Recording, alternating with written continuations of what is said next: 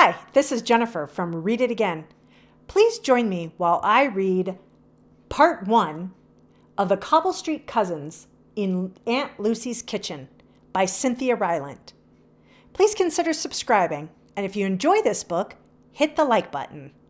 The Cobble Street Cousins in Aunt Lucy's Kitchen by Cynthia Rylant, illustrated by Wendy Anderson Halperin. Chapter 1, The Cookie Company.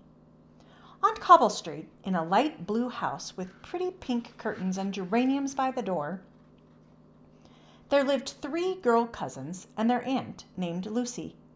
The 3 cousins were Lily, Rosie, and Tess, and they were all 9 years old. They were living with Aunt Lucy for a year because their parents, all of whom were dancers, were touring the world with the ballet. And the 3 girls knew that they did not want to go to boarding school, and they did not want to live in hotels all the time.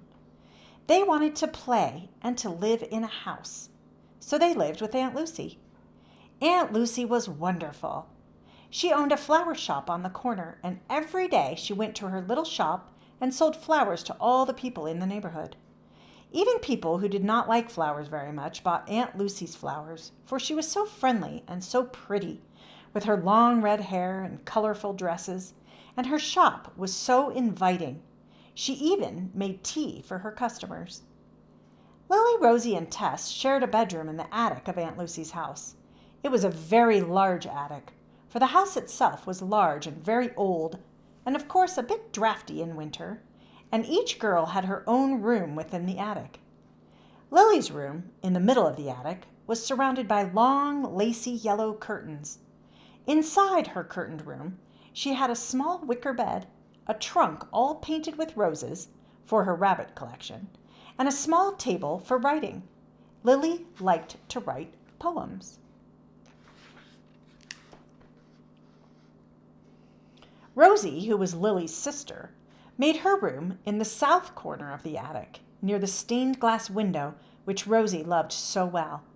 She loved the colors of the glass spreading all around her on sunny days.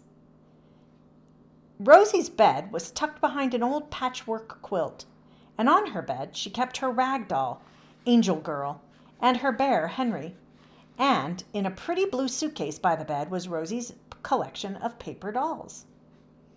Tess's room was at the other end of the attic, behind a large screen painted with palm trees from Aunt Lucy's trip to Hawaii. Tess loved music, and she had a small record player beside her bed which had been her father's when he was a boy. Tess kept a large stack of old records in a milk crate, and she played them all the time. She knew all the words to the old songs. When she grew up, Tess wanted to be on Broadway. Tess also had a cat, which Aunt Lucy kindly let her keep.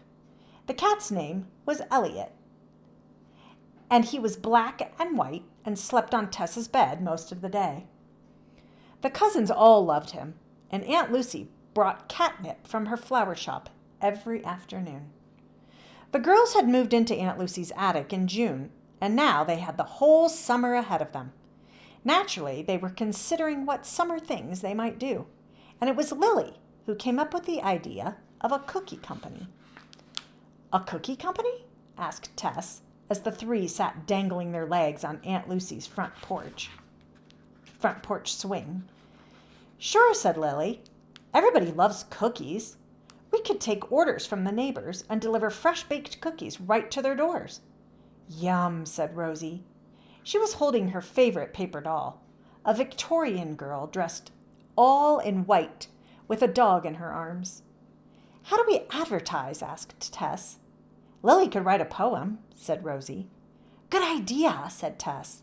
Lily nodded her head. "I could do that," she said. We could put the ad in Aunt Lucy's shop and in French's Market," said Rosie. "And on the library bulletin board," said Tess. "Do you think Aunt Lucy will let us?" asked Rosie. "For free cookies? Sure," said Lily. Lily was right. Aunt Lucy agreed to let the girls have a cookie company. "Remember, clean hands, clean kitchen," said Aunt Lucy, and aprons for everyone." "We promise," said the cousins. "I especially love cinnamon crinkles," said Aunt Lucy with a smile. So cinnamon crinkles were the first cookies the girls baked, and they were delicious. Even Elliot thought so, for he ate up all the little pieces of dough left under the kitchen table. "We're ready to advertise," said Lily. She made up a poem, and Tess and Rosie printed the posters. The cousins were in business.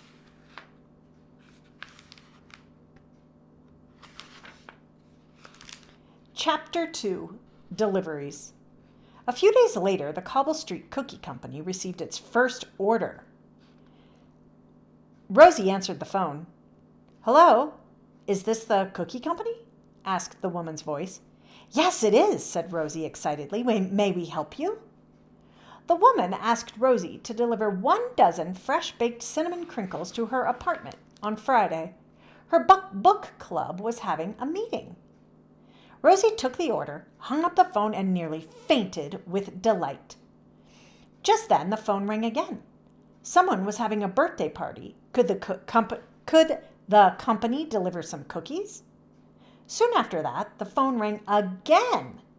Someone was home from the hospital. Could the company make some cookies, please? Rosie wrote down the orders as fast as she could.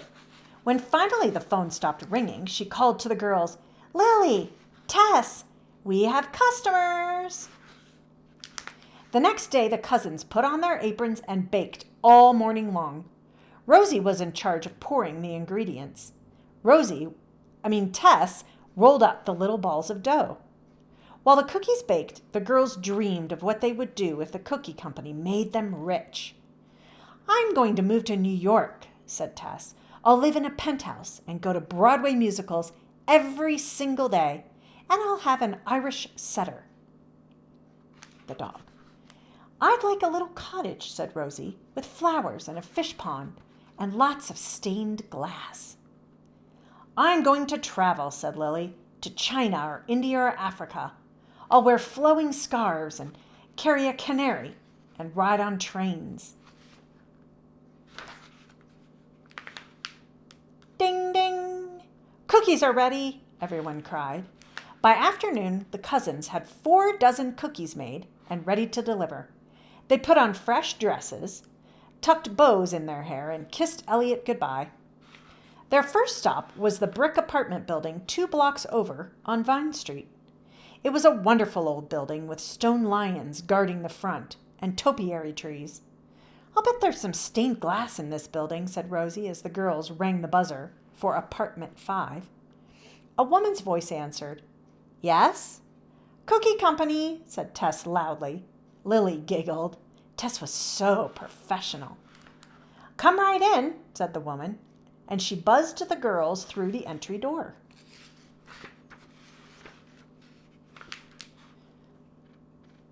The hallway floors were marble, and a beautiful fountain with cherubs stood just outside the door. "Wow," said Rosie, letting the water splash on her fingers. The girls smoothed down their hair and checked each other's bows, then knocked on the door of apartment 5. Presently, the door opened, and a very tall woman in a suit and high heels smiled at them. She had large gold earrings and very red lipstick.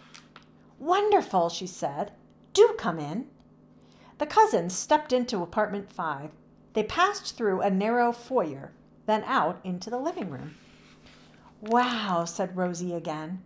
The living room really was a living room, for it was filled with enormous indoor plants.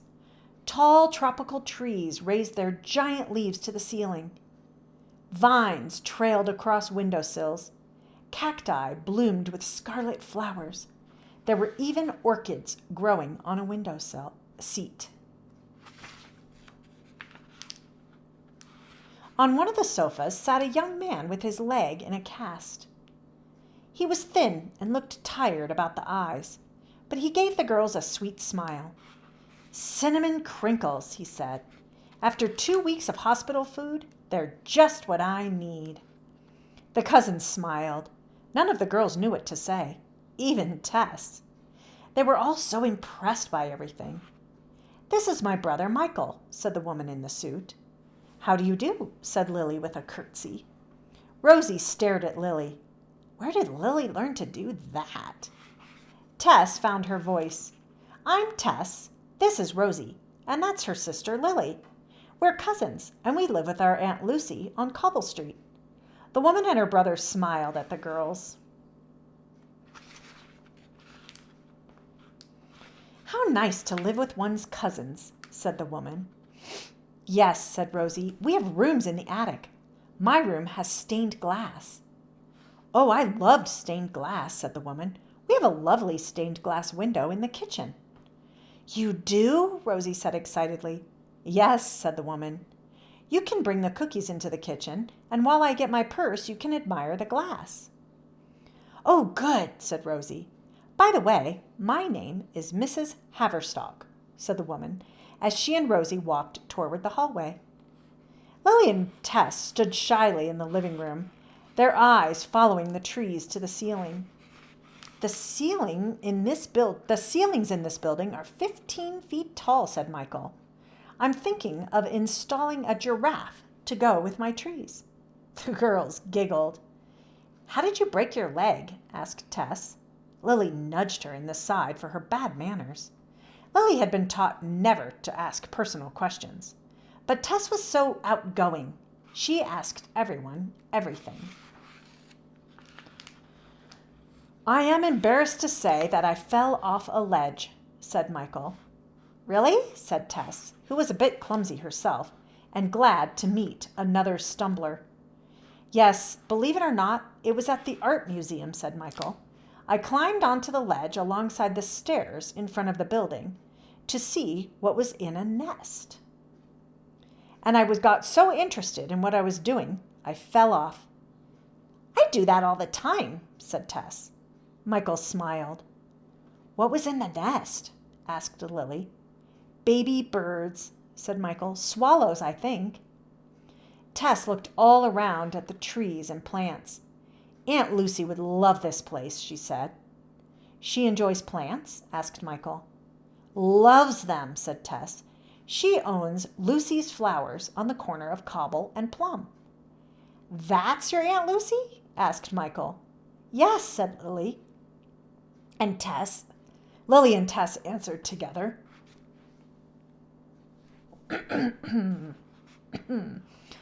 "Do you know her?" asked Tess. "Oh," said Michael hesitated. "Not really, no.